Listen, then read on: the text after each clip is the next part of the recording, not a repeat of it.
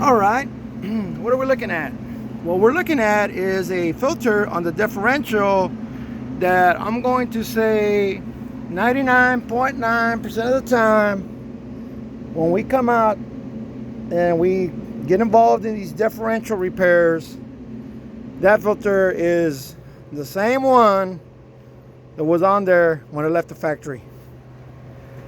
Meritor is one of the biggest manufacturers of differentials.